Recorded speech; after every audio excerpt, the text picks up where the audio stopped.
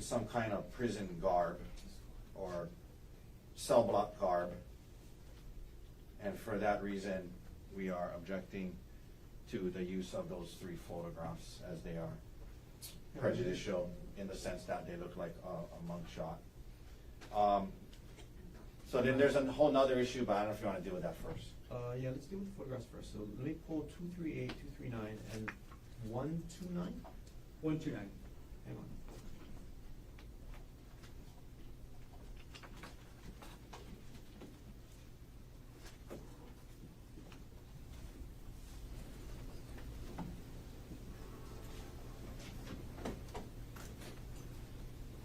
Well, they're all part of the same sequence. Yes. I believe so. The photos were taken by evidence specialist Mohammed Salameh on March 25th, 2025 at around 5:40 p.m.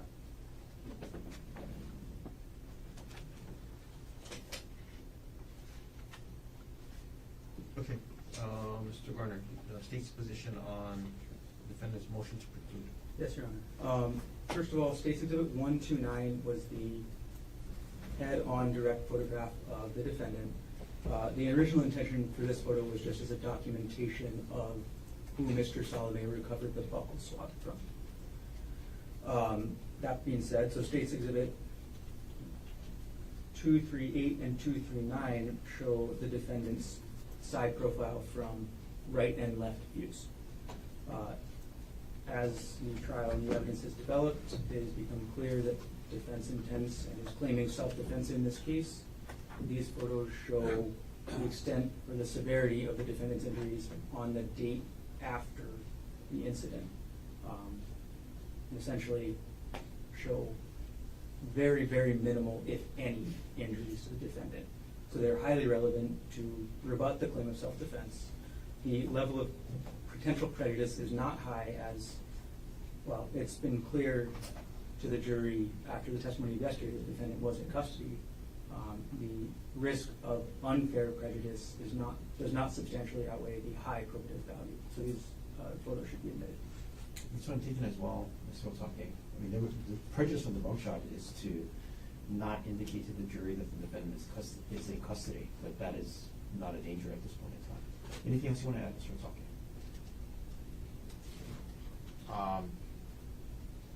On that issue, I mean, Over defendant's objection, subject to the laying of proper foundation, was marked for identification of states exhibits 129, 238, and 239 can be proffered against if they're admitted into evidence. Mr. Otake, you had another issue.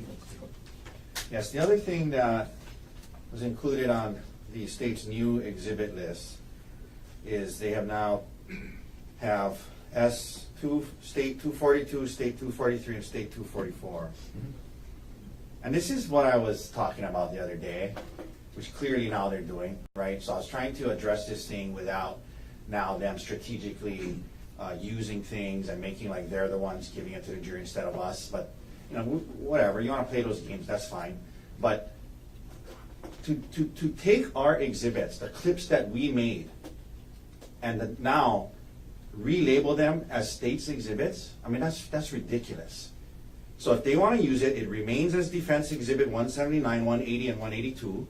If they want to use it, they can use it. But that's not how we do it. In the middle of a trial, you take the defense exhibits that we made and gave, and now try to make like it's your exhibits. And there's no need to do that except trying to mislead the jury. Never seen it before. So they should remain as defense exhibit 179, 180, and 182, and they're free to use it. Just like we've used state's exhibits. I mean, this is, and not to mention, like, if that's the case, then they've never produced those things to us. So, and there was deadlines for discovery, there's deadlines for exhibits. So you don't just take our exhibits that we made and relabel it to make it like you're not trying to hide something from the jury. Go ahead and use it, but leave it marked as the way it was. These are clips of how long? Of what length? Short clips. And the original body cam video for Officer Chun was how long? Very long. I don't know, 20 minutes. 20 minutes-ish. I'm sorry, 20 minutes? Yeah, I don't know. I think it's around 27, Yeah, but around- it's fairly long. 20 to 30 minutes. So we took the time to make these clips, produce it, label it as defense exhibits for parts that we believe, were relevant, And, you know, I'm not saying he can't use them, but let's not do this shibai thing where we're labeling it as a state's exhibit and making it like they're the ones who wanted to give this clip to the jury and turn it over and label it as a state's exhibit. I mean, that's just ridiculous. And it shouldn't be allowed for all, because the time for marking state's exhibits and turning it over to us has long passed. So they can use it, just leave it marked as a defense exhibit. Mr. Garner. Well, I strongly object to the characterizations Mr. Otake is making about this. The reason the state added these exhibits to our exhibit list is we believe the defense's intention is to enter only a short clip of Officer Chun's body cam. And I want to note that by previous ruling of the court, the entire body cam of Officer Chun, which the state does intend to introduce, has been redacted entirely of audio. So what the jury gets from the state, the entire body cam, no audio at all. So we believe the defense intends to introduce some statements that were made for the purpose of trying to make it look like, or to try and minimize Arielle Konig's injuries by essentially saying she can talk okay. By essentially saying, oh, her voice is fine. These additional clips are a completeness issue. They show some of the difficulties that Arielle was having speaking that day. There's a non-hearsay purpose. I'm sorry, let me catch up with you, Mr. Garner. Back up about 10 seconds. Sure. These clips show what? They show Arielle Konig speaking to Officer Chun at the Poly Lookout. So she is relating things related to the events. Just a moment, I'll get my sheet with my write-up.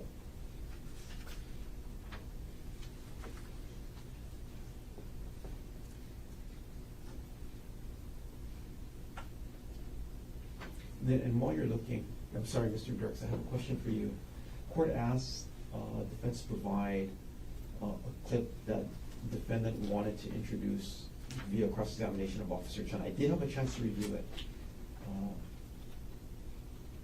Was that just one exhibit, or is that the entirety of the 3 clips that defendant had marked? That's exhibit 182, and that's just one exhibit. Understood, okay, Yeah. thank you. And if I can just quickly clarify, just so we don't waste more time. So 179, 180, and 182, we did produce, okay? Now, what I'm saying is, anything that is admissible, and these may or may not be, he can try to admit them if they're admissible. We can talk about that, but they don't need to relabel them, is my point. Number one. Number two, 182, these other 179 and 180, they may go beyond the non-hearsay purpose that we're planning to use, and it may be a problem for other reasons. Because if she's describing the incident and what happened, that's hearsay, right? So my first issue is I have no idea why we need to relabel anything to make it look like it's their clips. Number two, some of these clips may or may not go beyond what the court may allow as it relates to body cam because of hearsay issues. 179 and 181 is what you're talking about. 179 and 180. So I don't see the state having relabeled 180. We did not. Yeah, they only have 179 and 181. I don't know. What I'm looking at here, what was handed to me, S243 says Defense Exhibit 180. Oh, I apologize. So I don't know. I might have mislabeled that on I think it's 181.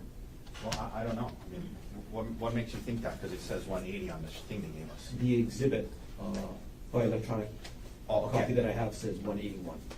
the. I'll double check it myself as well. But is there a 180? There must be a No. one. There's no 180? So what I have in the exhibit folder is State's Exhibit 242, which purports to be defendant's 179. I see. In terms of what they gave you this morning. Correct. Got it. Right, and then 243, State's 243 is what purports to be defendant's 181. Okay, so this is a typo, so it's really Defense Exhibit 181. Correct. Okay. And then State Exhibit 244 purports to be what has been marked as defendant's 182, which the court did have opportunity to review. Correct. Okay. And, off the top of my head, it's been a while, I haven't memorized what's on 179. defense 179 or defense 181, but I'm just saying there may be other problems with that we need to address. But at the very, like, my point is none of these needs to be relabeled, especially 182. But I would need a minute to go back and watch 179 and 181 to make other objections as far as, hearsay, talking about the incident and things like that. Okay, you want to do that now? Because it's going to come up with Officer Chun, right, or Corporal Chun? Yes, I think if we have a second to look at it now, that would be helpful. It'd be helpful for the court too, because Okay. I did view 182 defendants. It's probably best for me to review 179, 181. Sure. Do you need me to speak about the relabeling thing that's been brought up? I'm sorry? Do I need to speak about the relabeling issue that's been brought up? Because, look, if I want to enter the exhibit, I need to be ready to enter the exhibit. I don't need to go ask defense counsel for their exhibit. That's just normal. So I don't see any problem with relabeling it, just to make sure that the exhibits I want to introduce, I have available to me. I know what the officer has reviewed, what he signed dated on the disc. So that's the purpose in relabeling. It's not to hide anything. But I do want to add that, it also avoids that risk of, by defense's motion, or by defense's request of the court, the entire clip has been audio redacted, right? And then suddenly defense is now introducing audio, and that makes the state look like we're hiding things, which is not the purpose. We're just trying to follow the court's order with the audio. So it cuts both ways here. There's nothing wrong with labeling these exhibits as the state's if we want to introduce them. Just a couple comments on that. I don't know what he's talking about. The court ordered us to turn over electronic copies of our exhibits to each other, which we did. So this idea that he can't get the defense exhibits, he wants to make sure he has access to them, I have no idea what he's talking about. The way it works is we turn over our exhibits, we mark them, we make exhibit lists with the court's deadlines, within the court's deadlines that are set. And that's what we did here. You don't, in the middle of the trial, take our exhibits that you can just use and use them as defense exhibits and relabel them and make like they're your exhibits. I've never seen that in 20 years of doing this. I mean, and he can say what he wants, but I mean, it's very clear why he's doing this. We're not dumb, we're not stupid. So he can say what he wants, like just use it as defense exhibits, which is what happens in every trial. Like we've used some state exhibits throughout this trial. Anything else with respect to these video exhibits? And I have one more thing before we go off record to review the clips. I have nothing productive to add. Then with respect to my last thing on my checklist before we recess, the live coverage, which you're welcome to have, and student members of the media, you're welcome to continue to live stream the proceedings. I would ask though that when we are not on record, that both audio and visual not be broadcasted. And the reason is this. During our recesses when we're not off record, the attorneys need to confer, they need to confer with court, defense needs to confer with Dr. Konig, and that should not be part of the broadcast made available to the public. So I would ask if the media could comply with that. Any problems with that? Copy that. Okay, thank you very much. One other comment, Your Honor, and again, I'm not saying it's this is the intent, but I've been told by people watching that at certain times there's been zooming in on what's on our table and on our computer, and I'm not saying that that's the intention to try and do that, but people have said it appears that way, and they've told us be careful, don't leave things on your desk because they're zooming in on it. So I just ask that that's stopped as well. You can whatever, zoom in on whatever you want, but just just be cautious about trying to zoom in on our work product on our table. Agreed. Thank you. Anything else before we take a recess? No. Nothing to state. All right. Recess. Can we go? We're offering it not for the truth of the matter asserted. In other words, we're not offering it to show what she's saying is true. We're offering it for a non-hearsay purpose of demonstrating what her cognitive ability and situation was, what her physical consciousness was following the incident. And obviously that is incredibly important in this case, self-defense, defense. her injuries, the amount of force used, her condition immediately following the incident, all goes to the reasonableness of the force that was used. So it's incredibly, incredibly important, and that's, frankly, the best evidence of her condition right after the fact. We purposefully chose 182 because the questions she's answering during that clip is non-substantive as to what happened up on the mountain, okay? She's in 182, defense 182, he's asking her about what kind of clothing Gerhardt was wearing, his height, his weight, I think where he works is asked, his hair color, and the type of, potentially the type of car that's, I think, I can't remember, the car that they drove to there. So, nothing to do with the incident up on the mountain, all about just non-substantive things that demonstrate how she was cognitively, how she was physically, how she was in terms of her level of consciousness. All proper non-hearsay reasons. And we were going to suggest that the court give a limiting instruction that it's only being offered not for the truth of the matter asserted if the state wants a limiting instruction on that. It's not being offered for the truth of the matter asserted. There's very little danger of the jury using that in improper ways because, again, it has nothing to do with anything she's already said or anything about what happened in the mountain. It is incredibly, incredibly important exhibit to our defense because it is the best evidence right down there, right after, of her consciousness, of her condition. Now, if the state now wants to use defense 179 and defense 181, the difference is 179 and 181, and just so the court is aware, we made those exhibits in case we needed to impeach her with it, in case she said something different. We weren't using those exhibits to show this issue of consciousness and physical whatever, because it's very, very substantive what she's saying in 179 and 181. So we made those exhibits for the purpose of if she said something different, we could impeach her with those exhibits, right? So it was not going to be admitted unless it became impeachment. 179, she's, you can hear her saying, he said, you lying bitch, you whore, I can't do this anymore. Things that she frankly didn't even say on the stand, number one. 181, even more so. She's saying, I told him don't leave our kids without parents. He was bashing my head with a rock 10 times. So she's getting into the substance of what happened. And now we're getting into if rules related to prior inconsistent statement and the foundation for that, or prior consistent statement and the foundation for that, which has not been laid.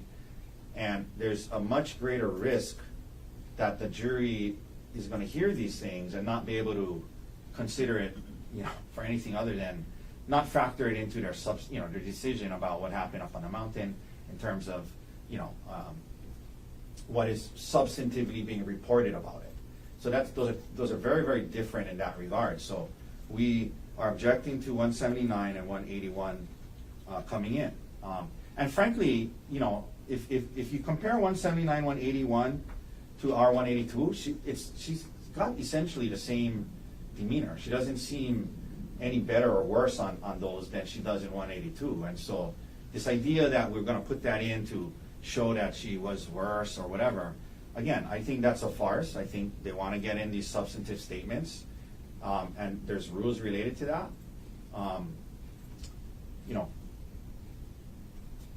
They could have tried to do it with her if they wanted to, lay the foundation for prior consistent or prior inconsistent statement. They could have tried to do that. They didn't. So now they want to backdoor it in, saying it's non-hearsay, when it is the substance of it goes to the heart of what this whole case is about, the substance of it.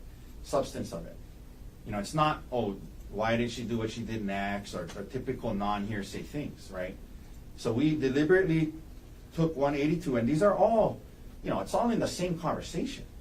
It's not like, oh, one is from here and then another's 30 minutes later, right? This is all in the same conversation.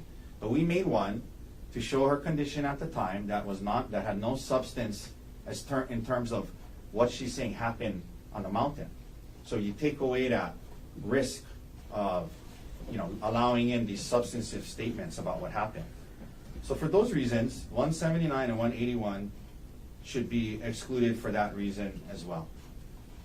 Thank you. Mr. Konig? First off, Your Honor, when you introduce a statement of a person for a non-hearsay purpose, the content of that statement does not matter. When it's not for a hearsay purpose, whatever the person is saying, the jury is instructed on a limited purpose that they're allowed to consider it for. These two exhibits states 242 in defense 179 and states 243 in defense 181 show a difference in condition. They show a difference in condition to what defense is putting in defense 182.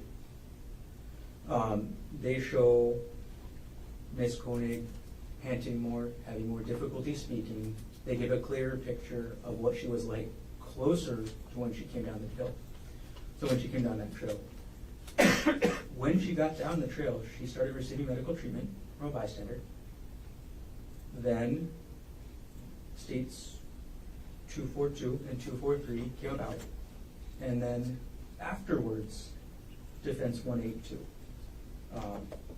So this is a completeness issue in the fact that I understand the non-hearsay purpose defense is saying, but once you say it's for a non-hearsay purpose, and once we all agree to that, the content doesn't matter.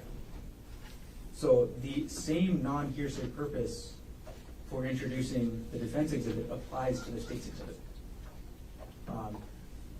It's just to show her condition, to give a clearer picture of the jury of Ms. Konig's condition so that the jury doesn't get this tiny edited picture when in reality she was having a whole lot more struggles than the defense exhibit 182 shows.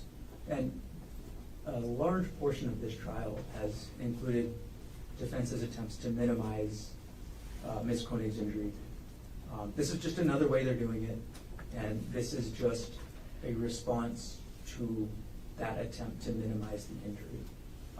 The same instruction should be given for each of them, if the court allows them, of the purpose that they are able to consider the exhibit for. The juror is going to be presumed to follow that instruction, and it should be gone that way. Lastly, prior consistent statement. The defense did impeach Ms. Konig with a motive that defense alleged occurred after Ms. Konig made this consistent statement. So as long as the officer can lay the proper foundation that this is true and accurate video, this would also fit the prior consistent statement hearsay rule as well. So there's even a hearsay exception for this statement. There's also excited utterance if you really want to continue going down the hearsay exception rule. This is made at or near after a startling event. It's very clear from all the evidence in this case that this, calling it a startling event is, well, a complete minimization, but that's what the hearsay rule says. So there is clear hearsay exceptions for excited utterance and a statement of recent perception as well. So there's multiple different avenues of hearsay. This could be admissible. Regardless, there's a non-hearsay purpose. There's a purpose in responding to the exhibits the defense is putting in for their non-hearsay purpose. So for all of those reasons combined, these exhibits should be admissible. Just address a couple of things. So, Go ahead. first of all, this, again, we should, exhibit 180. 181. Well, no, I'm sorry. Exhibit 181 and 182 are, I believe, if I'm doing the math correctly, less than 30 seconds apart from one another. exhibit, 1 second, 181, it says, Yeah. it ends at 4319, right? Yeah. Okay, and this starts at 43. Yeah. Okay. So exhibit 181 and 182 is 24, 1 second. 24 seconds apart from one another. So this idea about, oh, one is from earlier when she first gone down the hill, and then the other one's from later, you know, it's making out like it's like 5-10 minutes apart. It's about 24 seconds apart. So that's number one. Number two, again, you know, never brought this thing up about prior consistent statement until I mention it, and all of a sudden, that's what he wants to do. Well, you don't lay foundation for a prior inconsistent statement. Prior consistent statement. I'm sorry, you don't lay foundation for a prior consistent statement with a police officer a day after the person testified. If he wanted to do that, he could have tried with her. So, that's that. And so that's not how this works. And that's, you know, again, that's not what he was earlier saying he was even using this for. So, Your Honor, these things should stay out. I mean, like you said in the beginning, what's at the beginning of this trial, when we talked about body cam, you basically said anything audio on the body cam, you know, it's hearsay, it's not coming in. And so, you know, unless there's a viable non-hearsay purpose for it. Well, unless there's an exception. It's hearsay, but if there's an exception. Right? Hearsay normally doesn't come in unless there's an exception. I understand that. But, you know, again, now that's what he's saying it's for? It's up to the other and judge. Well, whether or not he says it before or says it after, is there a hearsay exception for the material to come in? Well, if we take these things one at a time. And I'm not concerned about excited utterance or Okay. Statement of recent perception. I'm focused on So one consistent statement. Okay, so 179, you lying bitch, you whore, I can't do this anymore. She never said that on the stand. So it's not consistent with anything. That's a brand new statement. She never said that on the stand. She said on the stand, he said, I'm sick of this shit, get over here. So I don't know what that's consistent with. Now that this is the new theory we're trying to use. Fair argument. As to 181, please. he was saying, don't leave our kids without parents.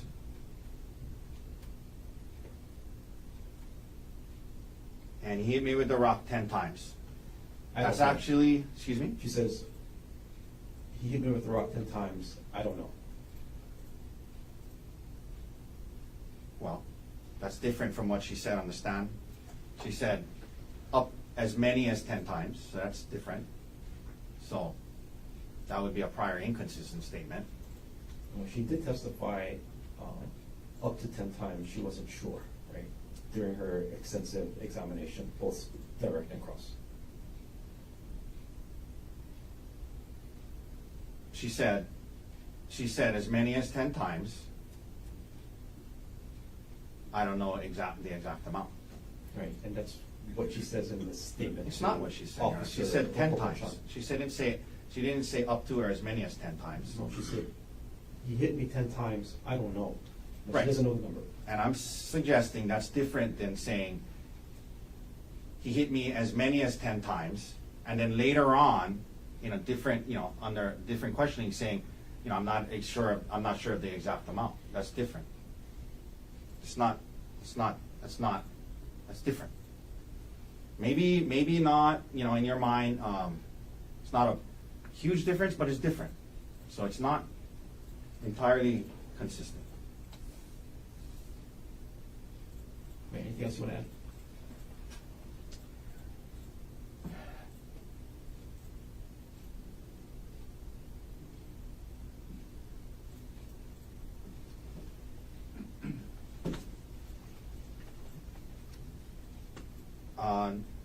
No. Counsel, I appreciate your thoughts. We might have to refine this further as well. With respect to what has been marked for identification as Defendant's Exhibit 182, again, subject to the laying of proper foundation through Corporal Chun, the clip can come in with the audio. It is for a non-hearsay purpose, and it will remain as Defendant's Exhibit 182. With respect to State's Exhibit 242, I'm sorry, which Yeah. is Defense Exhibit 179. Yes. The objection is granted in part, denied in part. It is for a non-hearsay purpose, as we discussed in Defendant's Exhibit 182. The first portion of the clip, before she's describing the incident, when she's giving her name, her condition is different than what's displayed in Defendant's 182. And it indicates the condition that Dr. Groschine was talking about when she first entered into the ER, when her respiration was 23 as opposed to 18 when she was examined by the medical professionals. Non-hearsay purpose, the first, I think, 10 or 11 seconds of the clip can come in. Again, it's not hearsay. The remainder of the clip, the objection is sustained, not a prior consistent statement, and will sustain the objection. So that exhibit needs to get recrafted and shortened, and it can be State's Exhibit 242. What has been marked for State's Exhibit 243 and is Defendant's 181, it's this court's position that there are portions of it that are admissible as prior inconsistent statements under Hawaii Rule of Evidence 802.1 sub 2, and that is offered pursuant to 613C. And what I'm talking about, it's the number of times that she's hit by the rock, and she says, I don't know. I'll have to go back again to see how we can splice the clip so that it only allows in what's an exception to the hearsay rule under what the court just cited as a prior consistent statement. There are other portions that are not consistent that we're going to have to excise out as well. Counsel? I'm sorry, Your Honor. Okay. I'm just looking up the rule on my phone. I apologize. I'm not texting anyone. Go ahead. But just for clarification, I'm a little confused. So for Defense 181, I'm sorry, maybe I misunderstood, but you're saying that the part about how many times with the rock is consistent or inconsistent? Consistent. It's Okay, a prior so you're consistent saying that statement. it should come in under, it can possibly come in as a prior consistent statement? Yes. Okay, but, and the rest of it, so you just, so. I'm not sure, so I want to go back and listen. It's a short clip. But there are Correct. other things, and I understand the argument that you make, Mr. Talkin, and I agree with them. There are some things that are consistent. There are some things that are not. There are some things that cannot be consistent if she never testified to it previously. And that's what's driving the court's ruling. Okay. Okay, so this is kind of what I'm talking about the foundation, okay? My understanding under HRE rule, 613C is,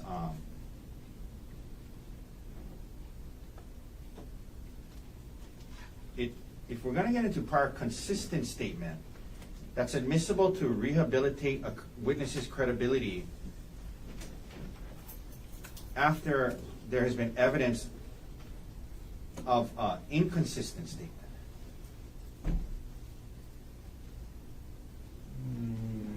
I'm looking at C2, and the rule states that evidence of a statement previously made by a witness that is consistent with the witness's testimony at trial is admissible to support the witness's credibility only if it is offered after an express or implied charge that has been made that the witness's testimony at trial has been recently fabricated or influenced by bias or other improper motive.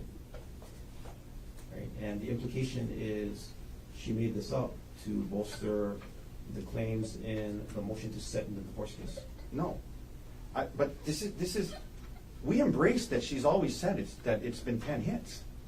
We're not saying that she's never said that. That's not what she said, though.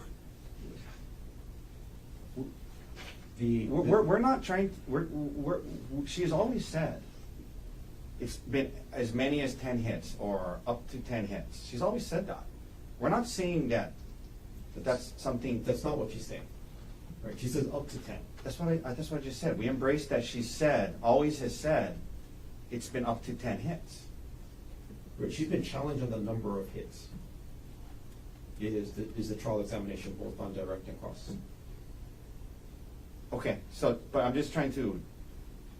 Okay, so your ruling is that portion can be played, or Yes. just the part about the hits? And whatever is, that's what I'm clear about is a prior consistent statement. I'm not sure about the rest of she describes the incident as well, right? Right. Right, and I'm not sure it's consistent, so I have to go back and listen to it again. It's a short clip. But the number of hits, to me, I'm clear and conclude that it is a prior consistent statement that's admissible. Under 613. And 802.1.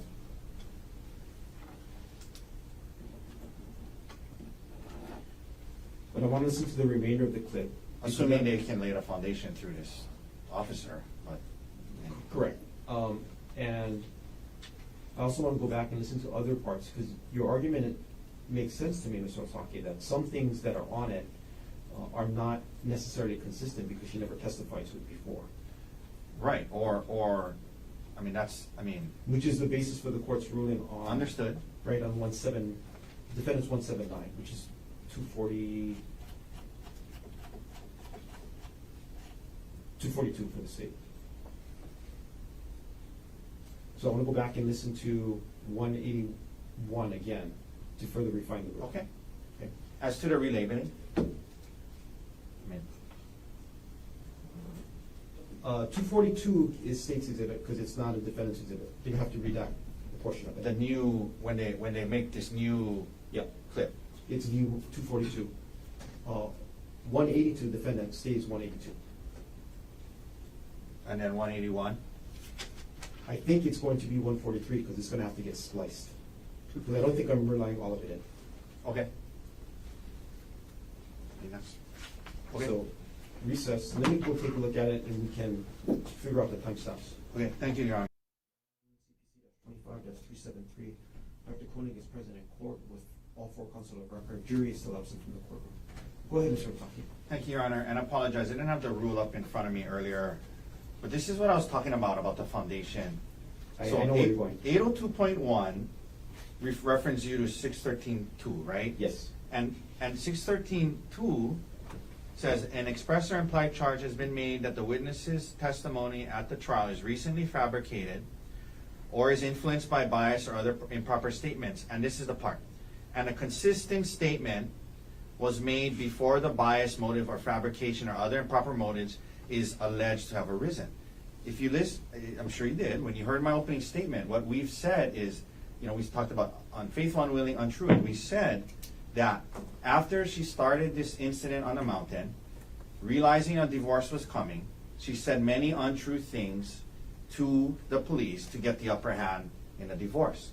So this statement that they want to introduce is not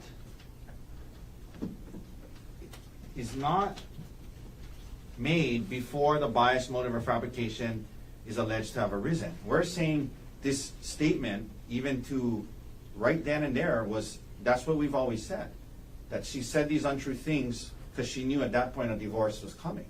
So we're not saying that this motive arose later. We're saying it arose at that time. That's what we've always said. So, you know, it doesn't meet the exception. And further evidence of that is as I stated, when we started this morning, that's not where he was going with this. It was only when I raised it that all of a sudden he's trying to say it applies. But it doesn't apply because the consistent statement, I guess what's on 181, would have to have been made before the bias, motive, or fabrication or other improper motive is alleged to have arisen.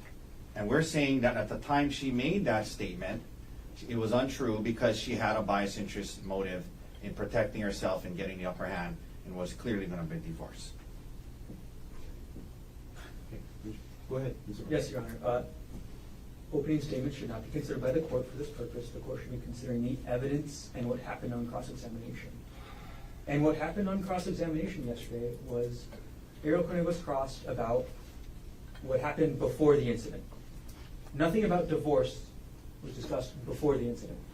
The only cross-examination or implied reason to fabricate anything about the divorce, Mr. Otake said, when you got back to Maui after the incident, that's when you filed for divorce, that's when you filed for the TRO, that's when you took the money out of the account. So the implication that Mr. Otake is making is that she had this motive to lie after the incident. There was no evidence brought up of any motive of Arielle Konig to fabricate this before she made this statement to the police. So temporally, this fits exactly into prior consistent statement. I agree. However, Mr. Garner, when we look at Rule 613, the prior consistent statement needs to come in through the witness herself. And that's the first line in Rule 613. So court adjusts or reconsiders its ruling with respect to States Exhibit 243, which is defendant's 181. Objection is sustained. 242 can get amended, so that includes up to the first 11 seconds. That does show a difference in condition of Ms. Konig as opposed to what's depicted in 182. So only two can come in subject to lien or foundation. Likewise, the redacted states 242. Anything else we should take up? No, thank you, Your Honor. In terms of publishing, states 242. I will publish the first several seconds today. Pause the video, and similarly to States Exhibit 4, a separate exhibit will be made and It's up to the 11-second mark. understood.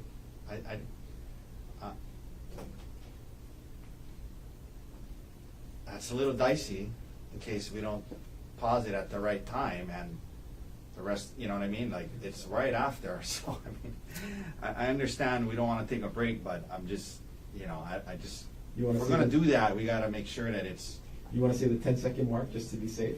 no, I agree that with what you're saying. I'm just saying if we're saying, like, if he tries to stop it and then it keeps playing because it doesn't stop, then the jury hears it. So I just, I mean, if you're confident you can stop it right then before what's not allowed comes in, then it just seems risky. But I mean, you guys, if you think we can stop it, or maybe Mr. Dirks can be ready with the power button or something, I don't know. But Do you want to give me a moment to practice? Why don't you? Just, I think we should be safe. I mean, I understand the concern. Okay, it is going to be on the screen up there because I'm currently typing. So States Exhibit 242, publishing from the beginning.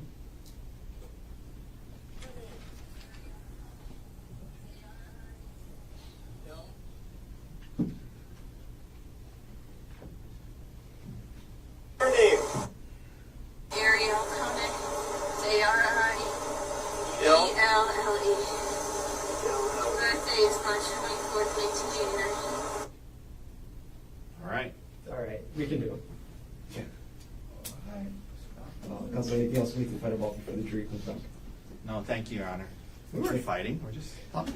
Don't get me wrong. I call it a fight, but I appreciate the advocacy. Yeah, and I apologize. I know sometimes I get animated, Your Honor. I mean no disrespect. Thank you. None is taken, and I appreciate the advocacy. Thank you. These trials bring up the best in everybody. So I appreciate it. Thank you.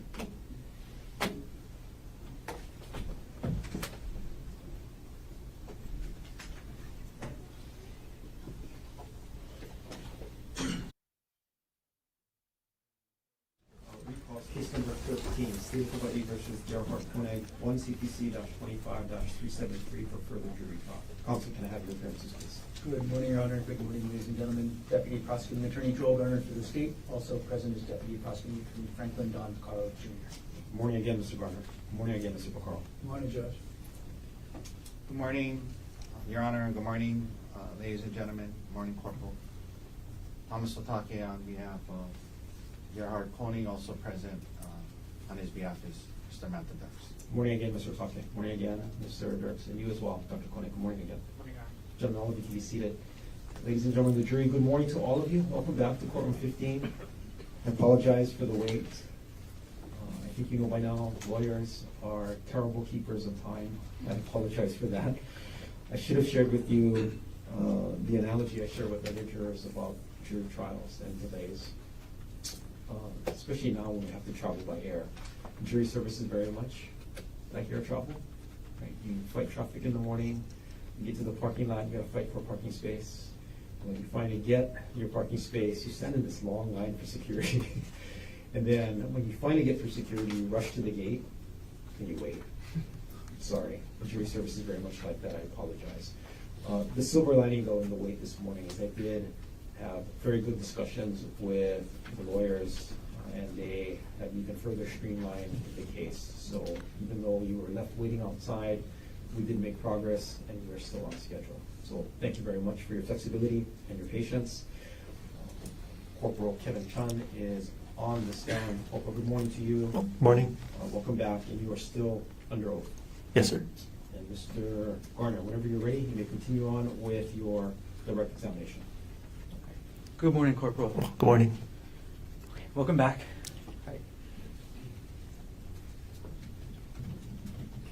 Okay, Corporal, we're going to jump in kind of where we jumped off yesterday as we ended. So, were you wearing a body-worn camera on March 24th, 2025? Yes. Okay. And I'm going to approach you now with what's marked as State's Exhibit 232.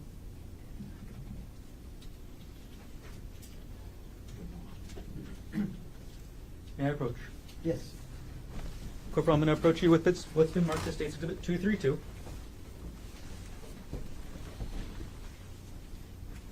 Do you recognize what I've just handed you? Yes. What is that? This is a DVD with my name, signature, and the date. Okay. And what is contained on that DVD?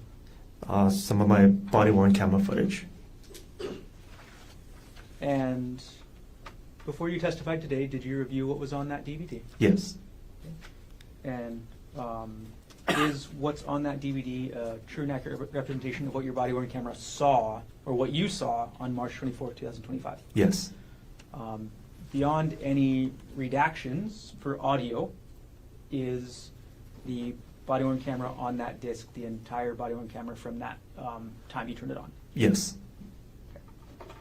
At this point, the state would like to enter State's Exhibit 232 into evidence. Mr. Otake. No objection. Was marked for identification as State's Exhibit 232 is received into evidence. Okay, Corporal Chun, I'm going to play the video on the screen next to you and ask you some questions about it as we go through. So now publishing State's Exhibit 232.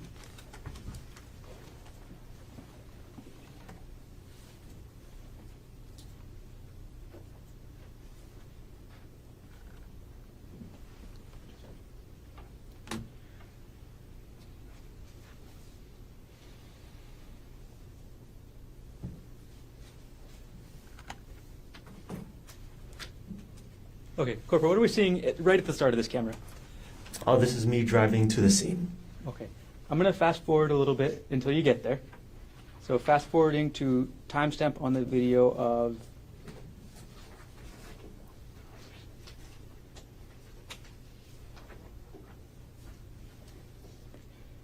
(10:38:04).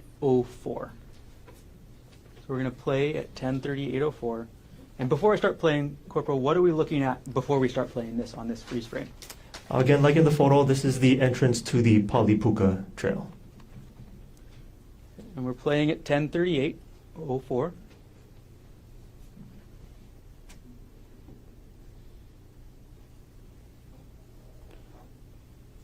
We're pausing at 10:38:16. Corporal, what are you doing in this part of the clip?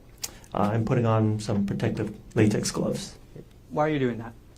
Just because of the call that came in and assault, I might have to go hands-on with somebody, and I prefer to keep my hands as clean as possible. What does going hands-on mean?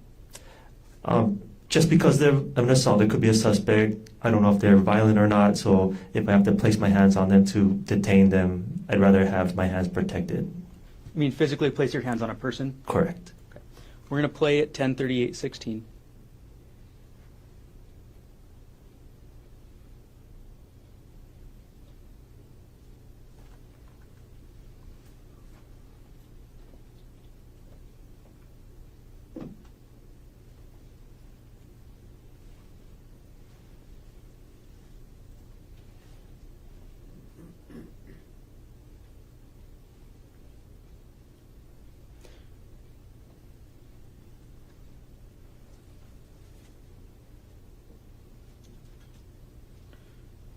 Corporal Chun, I'm pausing at 10:38:50. What are you doing waiting? I'm trying to see if there's any other backup come in, if I can hear anything inside the trail, see if the suspect is around, just trying to not to just rush into the situation. Got it. Okay, playing at 10:38:50.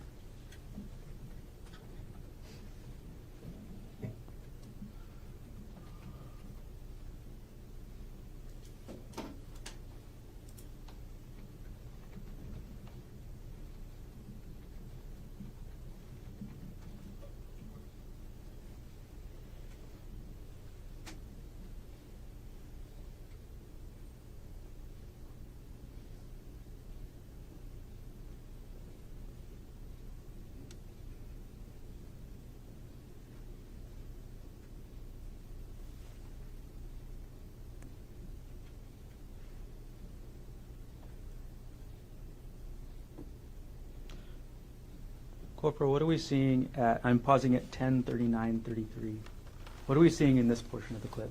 We're seeing the reporting person on the left, that's Sarah Bushbaum, the complainant, Arielle Konig in the middle, and then the other witness, Amanda Morris, heading down the trail. I'm going to play at 10:39:33.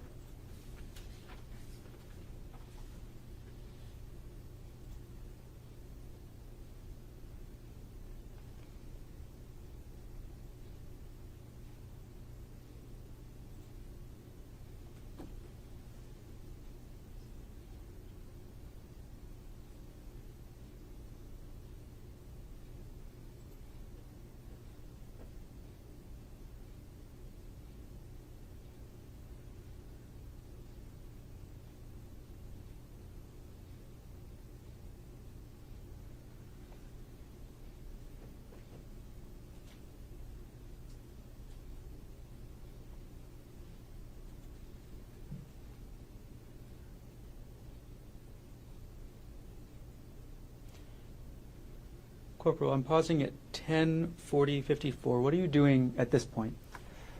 So right now I'm trying to determine if a crime had occurred. If a crime did occur, I'm trying to find out. Pause you right there. I'm sorry. What are you physically doing? I saw your phone in your hand just a moment ago. What are you doing with your phone? I'm about ready to take a picture and then see if I could locate the suspect as well, because that's my work phone, so we're able to search up people. Okay. Is that the same picture that you showed us yesterday? Yes. Okay. Playing at 10:40:54.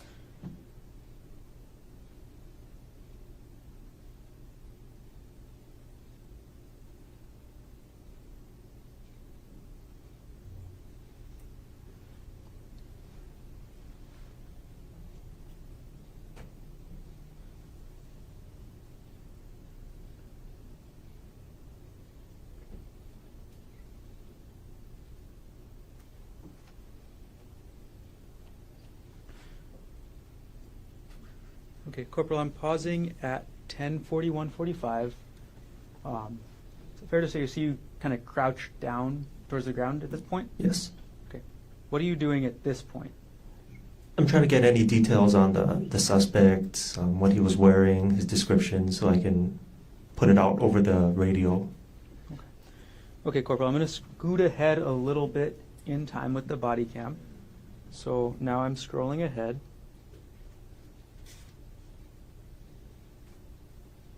And I'm pausing at 10:43:07. Is this where you're still in the gathering information stage? Yes. Okay.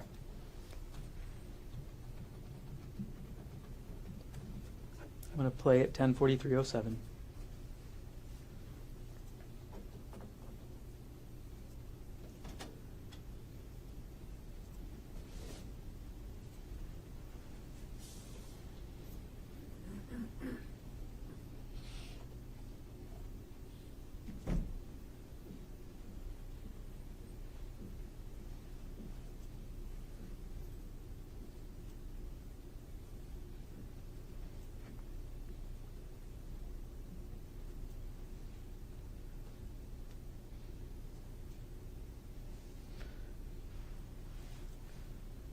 Corporal, pausing at 10:43:45. Were you able to speak to Miss Konig at this time? Yes. Okay. Without getting into what was said, and before I ask that question, had you ever met Arielle Konig before March 24, 2025? No. Okay. So do you know what her voice was normally like? No. Despite that, did you make any observations regarding her voice as you spoke to her that day? It sounded weak and kind of, she took a lot of pauses, out of breath, understandable. Okay. Playing at 10:43:45.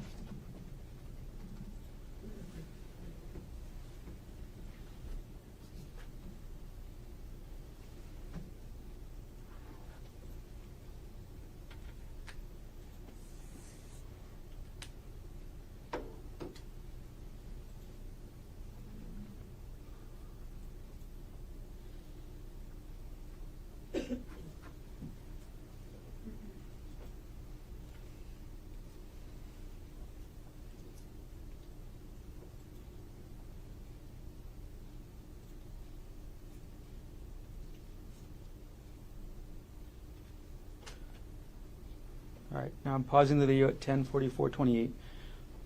Corporal Chun, did you eventually go up the trail that day? Yes. Okay, I'm going to scoot forward ahead in your body-worn camera just a little bit to where you enter the trail. So I'm scrolling forward in States Exhibit 232.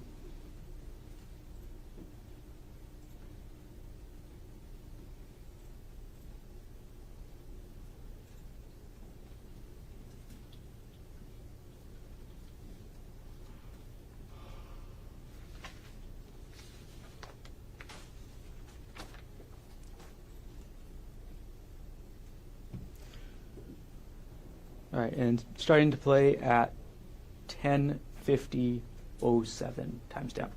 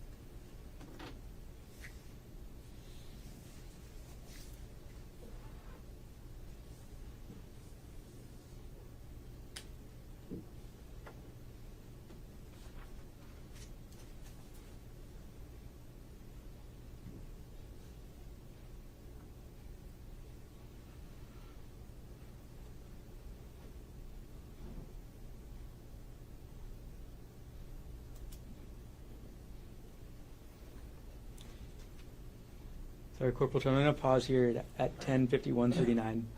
Where's your hand right now? I believe it's on the ground. On the ground or your knee? I have no idea. I think I was just trying not to pass out.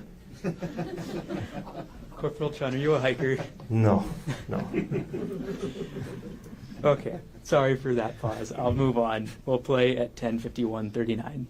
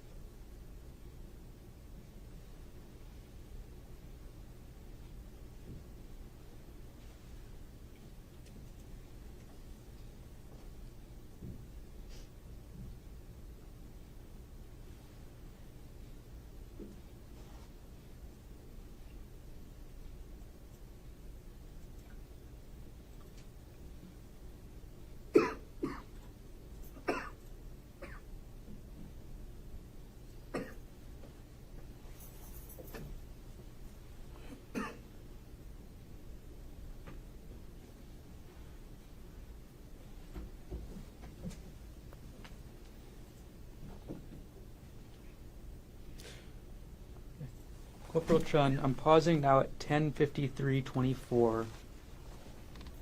What are we looking at this part of the trail? I think that's sort of towards the top of where like the steep part ends. So that I believe that's Corporal Bulligai. I'm not too sure. I can't tell too much, but still, this isn't the scene of the incident. We're going to play at 10:53:24. I'm going to probably pause again real quick.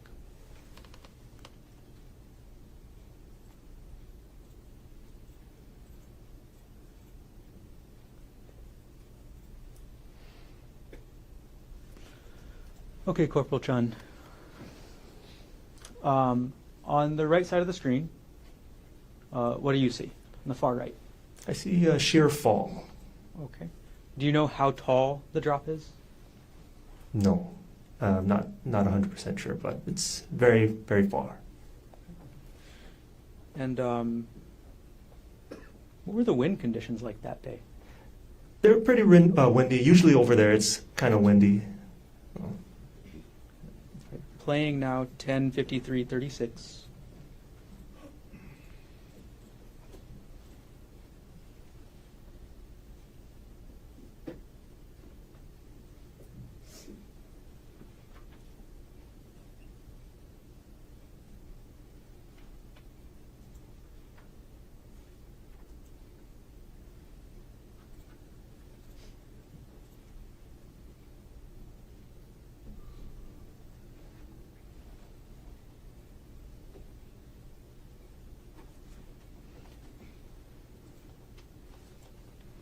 All right, now I'm going to go back just a couple frames here, Corporal.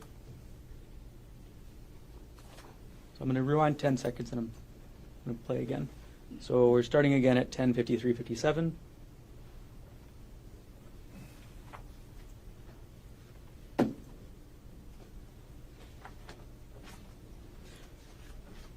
What's on the right side of the screen here?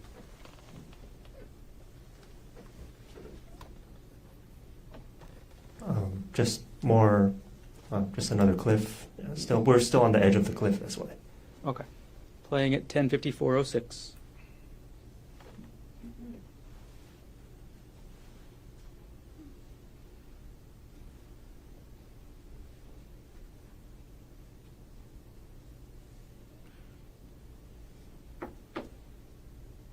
Okay, Corporal, and pausing at 10:54:22.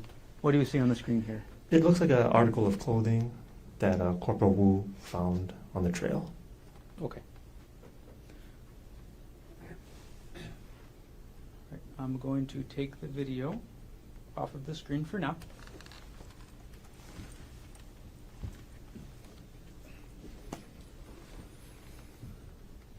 Okay, Corporal Chun. Almost there. I'm going to now approach you with what's been marked as State's Exhibit 242, previously shown to Defense Counsel.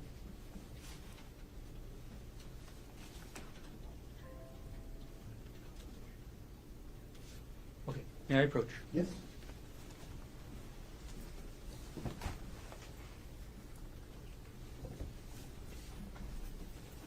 Okay, Corporal Chun, do you recognize what I've handed you there? Yes. Okay, and that's State's Exhibit 242.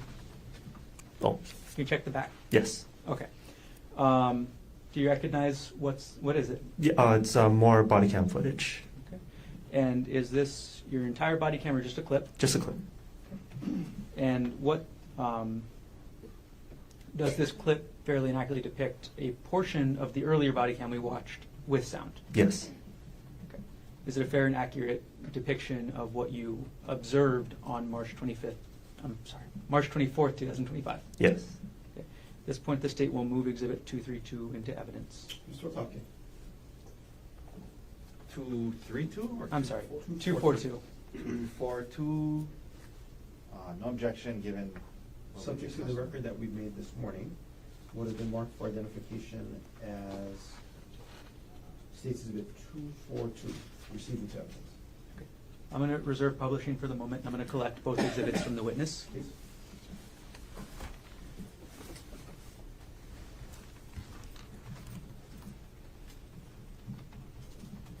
And handing both to the clerk.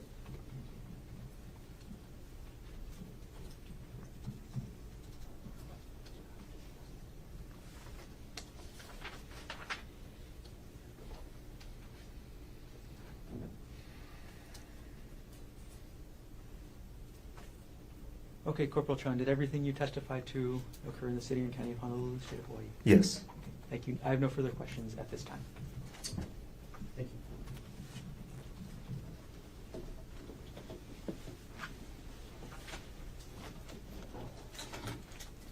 Cross-examination, Mr. Otake. Thank you. Morning, Corporal Chun. Good morning. Did you meet with the prosecutor to, I guess, practice or prepare your testimony? Practice? No, just review footage and go over notes. Right, like you met with him and he went over you what he was going to ask you, right? Oh, yes. So for example, this thing about it being really windy that day, I mean, that's not in your report, is it? No. Okay. But I've hiked there before and it's always pretty windy. No, I understand that. So I guess I'm just asking, like, it's often windy, you know that, right? Yes. Okay, but as far as that day, you didn't put in your report the weather conditions, correct? No, correct. Okay. So Corporal, you respond to the scene. We saw the start of your body cam, and looks like you got there relatively quickly. Were you nearby? Yes. Was there an accident nearby that you were attending to before? Yes. And was that at the tunnels? Correct. Okay. So you were kind of like right nearby the lookout because you were responding to an accident at the tunnels when you got the call, correct? Yes. So from there, you quickly got to the scene, and it looks like, I mean, at least to the parking lot, and it looks like you got there a little after 10:30 a.m. on March 25th, correct? Correct. Now, as we just watched the body cam, after kind of getting getting ready and observing things, you kind of went up the entrance, and you saw 3 females walking down out of the trail, correct? Correct. And the complainant was standing on her feet and walking down with the assistance of the 2 witnesses on her each side, correct? Correct. Now, you mentioned your body cam being on. I wanted to ask you a little bit about body cams. Okay. On that day, were you assigned to? Are you on what's called patrol? Yes. And at HPD, patrol officers wear body cams, correct? Correct. And the idea behind the body cam, when we say cam, it's camera, I guess, right? Is that the body camera allows you to record what you do, what other people do that you're interacting with, what is said, what you say, that can be all recorded on a body camera, right? Correct. And HPD has patrol officers wear body cameras, correct? Yes. Okay. Now, I'm also going to show you what's been marked as Defense Exhibit 177. May I approach? You may. Officer, when you were here the other day, I had you watch a few clips, and then I had you initial the clip. Is that your initial? Yes. Okay, so this was a clip of your body cam showing the 3 individuals walking down the trail, correct? Yes. Okay. Your Honor, I move D177 into evidence. Mr. Garner, No objection. what has been marked for identification as Exhibit D177 is received into evidence? Could we please publish it, Mr. Dirks? Okay, let's watch this. And again, we just saw this, but it's a clip out of the smaller one. So that's the 3 individuals walking, right? Correct. And to be clear, Miss Konig, although she has people on the side of her, she is walking, correct? Correct. And that area, it's kind of, there's some rocky areas that, on the ground as you get further down, and it's not like a paved concrete path or anything, correct? Correct. Okay. And you see them doing that, and you didn't tell them stop, put her down, or wait. You thought it was okay the way she was walking down, yes? Well, to get her safely to the parking lot area. Right. You were okay letting them continue to do that, yes? Yes. Okay. And right here, one witness let go of her, right? Yes. Okay. Now, we can take that down.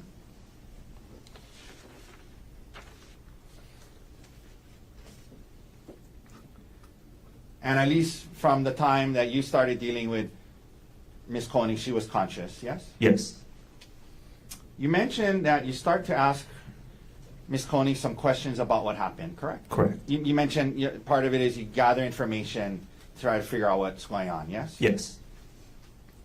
Now, you said today that, her voice sounded, weak, but you never spoke to her before today, correct? Correct. Okay. But that being said, she was coherent, yes? Yes. Okay. And coherent means she was able to understand and answer your questions, yes? Correct. And again, you were right at the lookout, you get the call, you rush over there, and get there, and then you're interacting with her pretty quickly, yes? Yes. So coherent, able to answer questions, and your body cam recorded how she appeared physically, but also how coherent she was and how she was able to respond to your questions, correct? Correct. And you tried to collect some background information, ask her some things about,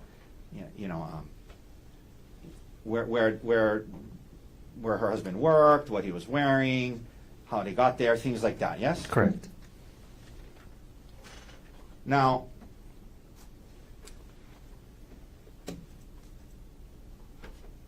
I'm going to approach, Your Honor, please, with D-182. Okay. And again, last week, Corporal, I asked you to watch a clip and another one, and asked you to initial it. Is that your initials? Correct. Yes. Okay. And this was a clip of at least not all, but a portion of when you were gathering background information from Ms. Konig, correct? Correct. And this would demonstrate, at least, how her ability to answer, her how coherent she was, and her consciousness at the time, yes? Yes. Okay. Your Honor, I'd like to move D-182 into evidence. Mr. Garner, Is this a fair and accurate depiction of what you saw Ms. Konig responding to your questions with on March 24th? I'm sorry, are you objecting, or what? I'm glad you did. Well, you need to ask permission to do that first, so, are you objecting? Can I have what you think? well, I'll just ask, is this a fair and accurate depiction of how she appeared that day? A portion of it, yes. Yeah, okay, thank you. Then- Your Honor, I move D-182 into evidence. Mr. Garner, Subject to that foundation, no objection. and what is the mark for identification as Exhibit 2182 is received into evidence? I'm sorry, D-182. Yes. Okay, I'm sorry, 182. I misheard. May we please, So this was, again, you got there within minutes probably, right? One second. Yeah, you got there within minutes, yes? Yes. Okay, the call comes in, 911 call, dispatch tells you you're there within minutes, and you're interacting with her minutes, within minutes of the call, correct? Correct. Okay. If we could please publish D182. Where does he work? He works for TMG at Maui Memorial Medical Center. TMG's called it At Maui? Memorial, yeah. So TMG's a group of anesthesiologists. Did you guys drive here today? Yeah. Which is your car? It's a Nissan Rogue. Do you remember the license plate? If not, that's okay. It's not our car. We live on Maui. What color is it? The Nissan? It's like black or it's gray. It's gray. Can someone just wet my mouth? Do a wet paper towel or something in my mouth so it really works. I don't have any more hearing, so sorry, I know. No, you're an angel. I just stop the bleeding until they get there. No, What was Gerhardt wearing today? wearing like a light gray shirt and like dark blue or light blue shorts, like athletic shorts. Thank you. Thank you. So that's all I needed. How tall is he? 5'9". Yes, sir. About how much does he weigh? 160. 60. What kind of hair does he have? Short or? Short brown. It's not super cropped. It's like a little longer on the top. No, he hasn't. Does he have facial hair? No. Husband, wife. Okay, we can take that down. Officer, that's a fair and accurate depiction of Ms. Konig's level of consciousness when you're interacting with her a few minutes after you got the call, yes? Yes. Fair and accurate depiction of how coherent she was a few minutes after you got the call, yes? Yes. She was able to articulate to you where her husband worked at TMG, correct? Correct. She was able to tell you the type and color of rental car that they had driven there in that morning, yes? Correct. She was able to tell you his height and weight, right? Correct. Which, by the way, she said 5'9", not 5'10", when she was talking to you, correct? Correct. Okay. And she knew what he was wearing and could describe what he was wearing, right? Yes. All several minutes after you got the 911 call, yes? Correct.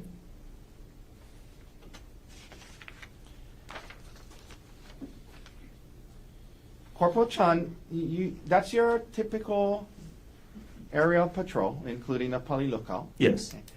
And so you've been in that parking lot many times, yes? Yes. And it can be a busy parking lot, correct? Correct. And in fact, on the morning when you got there, it was a busy parking lot, correct? Yes. Now, I'm going to show you what's marked as Exhibit D67.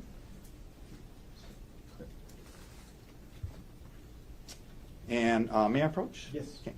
Officer, last week I also asked you if you could watch D67 for me, and I acknowledge that it's from the body cam of another officer, but I asked you if in watching it, if you could, whether or not it was a fair and accurate depiction of how busy and crowded the parking lot was when you got there that day. You remember me asking you that? Yes. And you indicated that it was a fair and accurate depiction of how the parking lot looked when you got there that day, correct? Correct. Okay, and then I asked you to initial it. Can you initial it? I mean, did you initial that? Yes. Okay.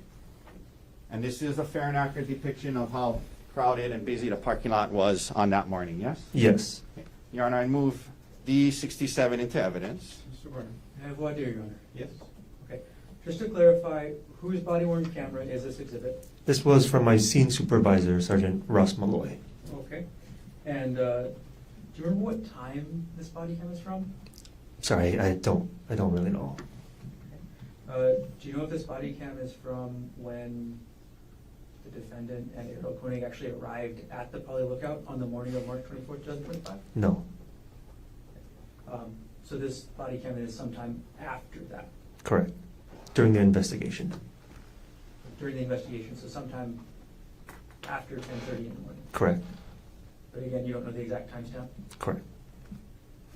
And what's shown in the video, is that something you actually observed yourself? No.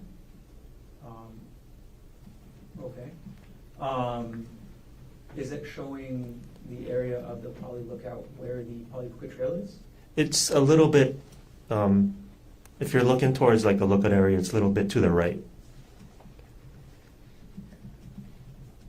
Then, thank you. The state will object relevance and lack of foundation. Sustained.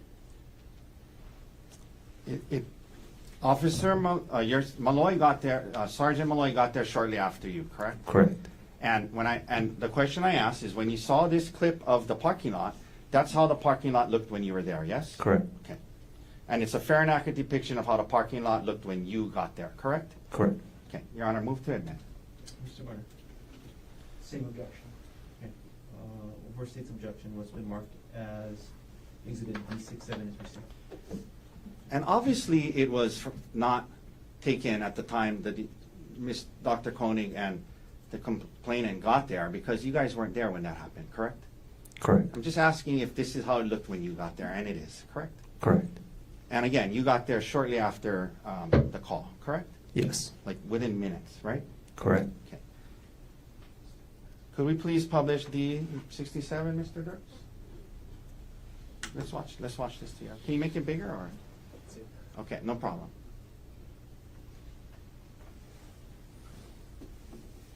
Can we push pause, please? So, Corporal, this is the parking lot that people use to access both the Poly Lookout and the Poly Puka Trail, correct? Correct. Okay, please go ahead and continue to play.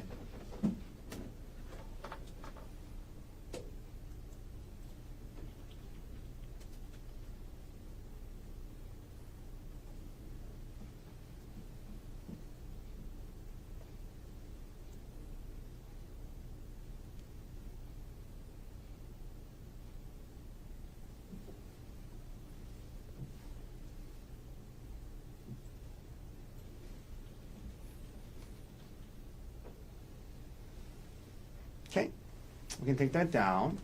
So, Corporal, that's how it looked. There was cars and people and tourists in the parking lot when you got there, right? Yes. And you hiked in to where you believe the scene was, and it didn't take you too long to get there from the parking lot, correct? Correct.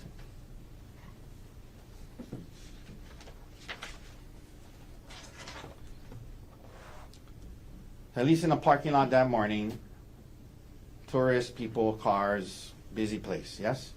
Yes. All right.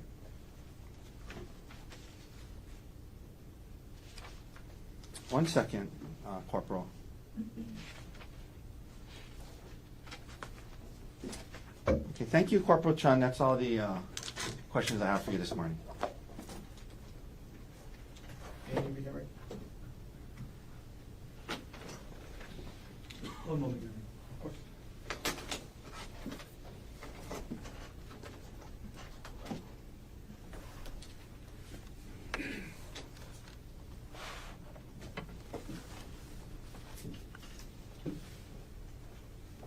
Okay, Corporal Chun, good morning again. Morning. I apologize if I misspoke and said the wrong name when I was speaking earlier. Oh. My bad. Follow up real quick. So you met with Mr. Otake last week as well? Yes. So you met with both sides before testifying? Correct. In the video clip of Arielle at the end of the trail, on the Poly Puka Trail, to your observation, was she walking normally? No. And you discussed with these videos of, or with the video about, you were asked about Arielle's cognitive state, or the video that would show how she was talking. You said a portion. Does the rest of your body cam video have other indications of Arielle's condition? Well, when I was talking to her, getting the information, she was sitting down, so she didn't have to worry about standing up and talking to me. So I believe that's what kind of helped her kind of concentrate on giving me the information that I needed. Okay. I'll follow up. You said something about her voice and her breathing. What was that like again? She was breathing heavy and her voice was a little bit weak to me.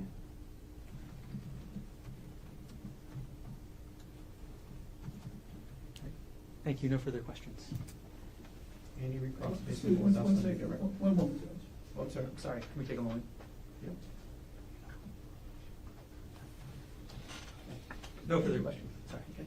Mr. Otake, recross based on what else and redirect. Just very briefly, Corporal Chun, this meeting you had with me last week when you were here to testify, to be able to admit these exhibits, I needed to show them to you ahead of time so you can say you initialed them and that this is what they reflected what they were, right? Correct. And we went out there for a few minutes and we watched the clips, right? Correct. And beyond that, I didn't ask you anything else about what I was going to ask you or go through questions. All I did was show you those clips as we need to do in order to admit it, correct? Correct. Okay. Now, the meeting you had with the prosecutors, did that take place in person or is that by Zoom or by phone? By phone. Okay. And in that meeting, you guys went into what happened and what he was going to go over with you and the questions and things like that, yes? Correct. All right. Thank you, Corporal. Any other questions for Corporal Chun? No further questions. Thank you. Corporal, thank you. Thank you. Sit down. Watch that first step. Mr. Warner, state next witness. State's next witness will be Brittany Cox.